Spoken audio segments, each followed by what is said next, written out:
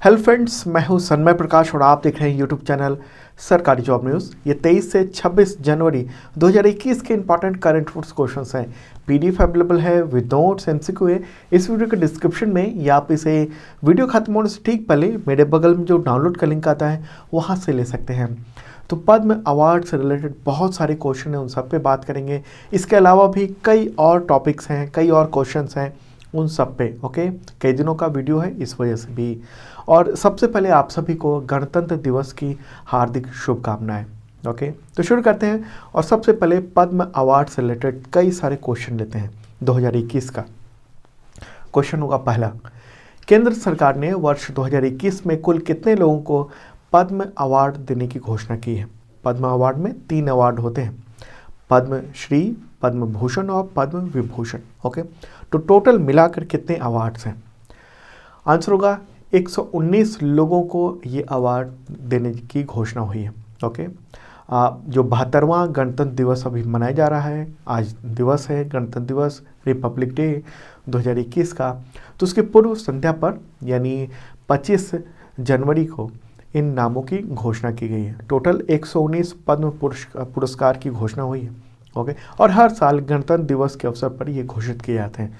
और अवार्ड कब दिया जाता है? तो मार्च या अप्रैल में प्रेसिडेंट जो है वो राष्ट्रपति भवन में अवार्ड देते हैं इन सब लोगों को। ओके, तो कितने तरह के पद्म अवार्ड होते हैं आपको पता ही है, पद्म विभूषण, पद्म भूषण और पद्म श्री। ओके, और आगे और डिटेल बताते हैं, उससे पहले बता दूं कि पद्म अवार्ड लेने वालों में, पाने वालों में 29 महिलाएं हैं, ध्यान देने की बात है। ओके, और 10 लोग ऐसे हैं जो विदेशी हैं या एनआरआई हैं या पीआईओ कार्ड धारक हैं। ओके, और 16 लोगों को मरणोपरांत ये अवार्ड दिया जा रहा है, और एक ट्रांसजेंडर भी है जिनको चुना गया है अवार्ड के लिए। अगला क्वेश्चन लेते हैं, केंद्र सरकार ने वर्ष 2021 में कितने लोगों को पद्म विभूषण अवार्ड दिए जाने की घोषणा की है? पद्म विभूषण आंसर होगा 7। ओके, 7 लोगों को दिए जाने की घोषणा की है। और ये जो अवार्ड है वो भारत सरकार के द्वारा दिया जाने वाला दूसरा सर्वोच्च नागरिक सम्मान है। पहला सर्वोच्च नागरिक सम्मान कौन सा है? सर्वोच्च नागरिक सम्मान भारत रत्न। उसके बाद दूसरा नंबर आता है पद्म विभूषण का। ओके, और इस सम्मान की स्थापना 2 जनवरी 1954 में 1954 में की गई थी। ठीक है, पद्म विभूषण जो है वो असाधारण और विशिष्ट सेवा के लिए दिया जाता है, असैनिक सेवा के लिए।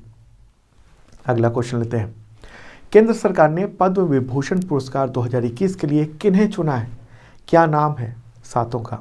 तो आप मेरे बगल में देख रहे हैं। ओके, शिंजो आबे हैं, एसपी बाला सुब्रमण्यम है, डॉक्टर बेले मोनप्पा हेगड़े, नरिंदर सिंह कपानी, मौलाना वहीउद्दीन खान, बीबी लाल, सुदर्शन साहू। तो इन सबको ये अवार्ड मिले हैं। तो इन सब के बारे में थोड़ा शॉर्ट में बता दूं आपको फोटोग्राफ के साथ। ओके, शिंजो आबे वो जापान के पूर्व प्रधानमंत्री हैं। ओके, उनको सार्वजनिक जीवन यानी पब्लिक अफेयर्स के क्षेत्र में ये अवार्ड दिया गया है, पद्म विभूषण। ओके, दूसरे व्यक्ति हैं एसपी बाला सुब्रमण्यम, उनका देहांत हुआ है अभी हाल ही में। प्रसिद्ध संगीतकार और गायक थे। ओके, कला के क्षेत्र में ये अवार्ड दिया गया उनको। तमिलनाडु से थे वो, और उनको पद्मश्री और पद्म भूषण अवार्ड भी पहले मिल चुका है। 2001 में पद्मश्री मिला था और 2011 में पद्म भूषण अवार्ड मिल चुका है। तो अब पद्म विभूषण जो दूसरा सर्वोच्च नागरिक सम्मान है वो मिला है। अगले हैं डॉक्टर बेले मोनप्पा हेगड़े, उनको चिकित्सा यानी मेडिसिन के क्षेत्र में ये अवार्ड दिया गया। कर्नाटक से हैं और मशहूर कार्डियोलॉजिस्ट हैं, हृदय रोग विशेषज्ञ हैं, मणिपाल यूनिवर्सिटी के पूर्व वाइस चांसलर भी रह चुके हैं वो। अगले हैं नरिंदर सिंह कपानी। ओके, तो उनको मरणोपरांत साइंस एंड इंजीनियरिंग के क्षेत्र में ये अवार्ड देने की घोषणा हुई है। भारतीय मूल के थे और अमेरिकी भौतिक वैज्ञानिक थे, मतलब अमेरिकी फिजिसिस्ट थे, भारतीय मूल के। ओके, और वो फाइबर ऑप्टिक्स के में उनके काम के लिए उनको जाना जाता है, और उनको फादर ऑफ फाइबर ऑप्टिक्स भी कहा जाता है। ध्यान रखने की बात है, फाइबर ऑप्टिक्स जो वर्ड शब्द है उसको कपानी ने ही ईजाद किया था 1956 में। ठीक है, उनका निधन हुआ था अभी हाल ही में 4 जनवरी 2020 को। अगले हैं मौलाना वहीउद्दीन खान, तो उनको आध्यात्मिकता यानी स्पिरिचुअलिज्म के क्षेत्र में ये अवार्ड दिया गया है। दिल्ली से हैं, इस्लामिक विद्वान हैं, और वर्ष 2000 में उनको पद्म भूषण अवार्ड भी मिल चुका है। उन्होंने कुरान को सरल और समकालीन अंग्रेजी में अनुवाद किया था कुरान पर टिप्पणी भी लिखी हुई है उन्होंने। अगले हैं बीबी लाल। वो पुरातत्वविद हैं और उन पुरातत्व के क्षेत्र में उनको ये अवार्ड दिया गया है। दिल्ली से हैं, 99 ईयर के हैं और कुछ महीने बाद ही 100 ईयर के हो जाएंगे वो। बीबी लाल जो है वो भारतीय पुरातत्व सर्वेक्षण यानी archaeological survey of India ASI उसके डायरेक्टर जनरल भी रह चुके हैं। ओके, और आपको बता दूं कि अयोध्या में 1976-77 में खुदाई हुई थी अयोध्या में। वहाँ पर उस वक्त दावा किया था उन्होंने कि बाबरी मस्जिद के नीचे मंदिर के अवशेष मिले हैं। उनकी टीम में आर्कियोलॉजिस्ट के मोहम्मद भी थे जिन्होंने इस दावे पर मुहर लगाई थी। तो ये बात हो रही है 1976-77 की। उसी समय पहली बार ये दावा किया गया था एक तरह से। अगले हैं सुदर्शन साहू। उन्हें कला के क्षेत्र में पद्म विभूषण मिला है। उड़ीसा के चर्चित मूर्तिकार हैं। उनकी बनाई हुई कलाकृति की जो चर्चा है वो पूरी दुनिया में होती है। अच्छा, कुछ न्यूज़पेपर में मैंने ये भी देखा है सुदर्शन साहू को सुदर्शन पटनायक के रूप में बता दिया गया है।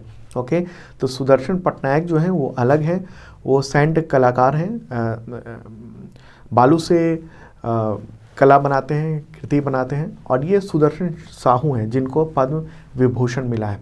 उड़ीसा के ये भी हैं, मूर्तिकार हैं ये। ओके, फोटोग्राफ आपने देखा है। चलिए आगे बढ़ते हैं और अगला क्वेश्चन लेते हैं। केंद्र सरकार ने कितने लोगों को पद्म भूषण अवार्ड 2021 देने की घोषणा की है? टोटल है 10। ओके, ये सम्मान भारत सरकार द्वारा दिया जाने वाला तीसरा सर्वोच्च नागरिक सम्मान है। Okay, third. पहला है जैसा मैंने बताया आपको भारत रत्न। ओके, दूसरा है पद्म विभूषण और तीसरा है पद्म भूषण और बेहतर काम के लिए दिया जाता है। अब देख लेते हैं, अगला क्वेश्चन लेते हैं कि किन किन को चुना गया है पद्म भूषण अवार्ड के लिए। तो आप मेरे बगल में देख रहे हैं, पूरी लिस्ट आ रही है। उनके बारे में मैं आपको बता दूं तो 10 लोगों को चुना गया है। पहले हैं कृष्णन नायर शांति कुमार चित्रा, उनको कला के क्षेत्र में दिया गया है, केरल से हैं वो। सेकंड है तरुण गोगोई, मरणोपरांत मिला है। पूर्व मुख्यमंत्री रह चुके हैं, वो मुख्यमंत्री रह चुके हैं। असम के सार्वजनिक जीवन यानी पब्लिक अफेयर्स के क्षेत्र में उनको ये अवार्ड दिया गया है। ओके, तीसरे हैं चंद्रशेखर कंबरा। ओके, उनको लिटरेचर एंड एजुकेशन के क्षेत्र में दिया गया है ये अवार्ड, वो कर्नाटक से हैं। चौथी हैं सुमित्रा महाजन, पब्लिक अफेयर्स के क्षेत्र में उनको ये अवार्ड दिया गया है। लोकसभा की पूर्व अध्यक्ष रह चुकी हैं। ओके, पूर्व अध्यक्ष, मध्य प्रदेश के रहने वाली हैं। पांचवें हैं नृपेंद्र मिश्र, उनको सिविल सर्विस के क्षेत्र में ये अवार्ड दिया गया है, उत्तर प्रदेश से हैं और प्रधानमंत्री के प्रिंसिपल सेक्रेटरी रह चुके हैं प्रधानमंत्री मोदी के। छठे व्यक्ति हैं रामविलास पासवान, मरणोपरांत उनको ये अवार्ड दिया गया है पब्लिक अफेयर्स के लिए, सार्वजनिक जीवन के लिए, सार्वजनिक मामलों के लिए। बिहार से थे और कई बार केंद्रीय मंत्री रह चुके थे। सातवें हैं केशु भाई पटेल, उनको भी मरणोपरांत ये अवार्ड दिया जा रहा है पब्लिक अफेयर्स के क्षेत्र में। ओके, गुजरात के पूर्व मुख्यमंत्री रह चुके हैं वो। अगले हैं कल्बे सादिक, उनको भी मरणोपरांत दिया जा रहा है आध्यात्मवाद के क्षेत्र में यानी स्पिरिचुअलिज्म के क्षेत्र में। उत्तर प्रदेश से थे और मुस्लिम विद्वान के रूप में जाने जाते थे। नौवें व्यक्ति हैं रजनीकांत देवीदास श्राफ, उनको व्यापार और उद्योग यानी ट्रेड एंड इंडस्ट्री के क्षेत्र में रजनीकांत देवीदास श्राफ को ये अवार्ड दिया गया, महाराष्ट्र से हैं वो। और 10वें व्यक्ति हैं Tarlochan Singh. Okay, public affairs यानी सार्वजनिक मामलों के क्षेत्र में उनको दिया जा रहा है, हरियाणा से हैं और राज्यसभा सांसद भी हैं। ओके, तो ये सब 10 लोग हैं जिनको पद्म भूषण अवार्ड दिया गया है। तो ये सब ध्यान रखने की ज़रूरत है। ओके, एग्जामिनेशन में आ सकते हैं क्वेश्चंस। अगला क्वेश्चन, केंद्र सरकार ने कितने पद्मश्री अवार्ड 2021 की घोषणा की है? टोटल कितने पद्मश्री दिए जा रहे हैं? ये चौथा सर्वोच्च नागरिक सम्मान है।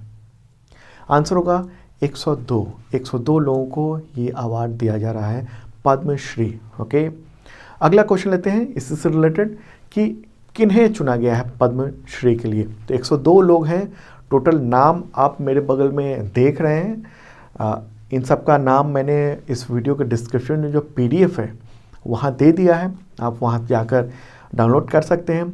बहुत लंबा नाम है और एक ख़ास बात इसमें देखने को मिली है कि ये सब ऐसे नाम हैं जिनका जिनके बारे में बहुत ज़्यादा चर्चा नहीं थी ज़्यादातर लोगों के बारे में। ओके, और तो ऐसे ही लोगों को चुना गया है, एक तरह से कह सकते हैं, जो अलग वो काम कर रहे थे, लाइमलाइट में नहीं थे, उन सबको पद्मश्री एक तरह से दिया गया है। ओके, तो बहुत लंबा, ये पूरी लंबी लिस्ट है, उन सबको आप देख सकते हो और एक एक करके उसको पढ़ लेना क्योंकि इम्पॉर्टेंट है। ओके, और सबका नाम लेना, अचानक नाम लेने से ध्यान तो रहेगा नहीं आपको भी, तो इसलिए मैं नाम नहीं ले रहा हूँ। ओके, लेकिन आपको मैंने ये दिखा दिया और डिस्क्रिप्शन में है। और आपको बता दूँ कि ये सम्मान जो है वो किसी क्षेत्र में विशिष्ट सेवा के लिए प्रदान किया जाता है और हर साल गणतंत्र दिवस पर ही ये अवार्ड दिया जाता है। और जो टोटल पद्म अवार्ड हैं उन सब का जो अवार्ड सेरेमनी है वो राष्ट्रपति भवन में होना है मार्च या अप्रैल में आने वाले वक्त में। ठीक है, तो फिर से बता दूं कि अवार्ड पाने वालों में 29 महिलाएं हैं, विदेशी 10 हैं, विदेशी या NRI। ओके, 16 लोगों को मरणोपरांत अवार्ड दिया जा रहा है और एक ट्रांसजेंडर को भी अवार्ड के लिए चुना गया है। अगला क्वेश्चन लेते हैं, आप देख रहे हैं। उससे पहले इंपॉर्टेंट इन्फॉर्मेशन कि 2020 का इंपॉर्टेंट जो करंट अफेयर्स है जनवरी से दिसंबर तक का बुक अवेलेबल है, अमेजन पर बेस्ट सेलर है, आप देख सकते हैं, वहाँ जाकर इस वीडियो के डिस्क्रिप्शन में है और काफ़ी डिटेल में तमाम टॉपिक को बताया गया है। ओके, एक एक टॉपिक को बताया गया है, आप देख सकते हो। 432 पेज की बुक है, तमाम एग्जामिनेशन में काम आएंगे। इस वीडियो के डिस्क्रिप्शन में PDF भी है और बुक का लिंक भी है अमेजन का। अगला क्वेश्चन, सुभाष चंद्र बोस आपदा प्रबंधन पुरस्कार 2021 ये व्यक्तिगत श्रेणी में किसे दिया गया या किसने जीता है? आंसर होगा राजेंद्र कुमार भंडारी। ठीक है, इस पुरस्कार की जो घोषणा है वो 23 जनवरी को नेताजी सुभाष चंद्र बोस की जन्म दिवस पर ये आयोजित किया गया है। उनको आपदा प्रबंधन के क्षेत्र में उनके काम के लिए ये अवार्ड के लिए चुना गया है। गृह मंत्रालय ने ये घोषणा की है और व्यक्तिगत श्रेणी में जो अवार्ड दिया जाता है उसके साथ साथ 5 लाख रुपए नगद और एक प्रमाण पत्र दिए जाते हैं।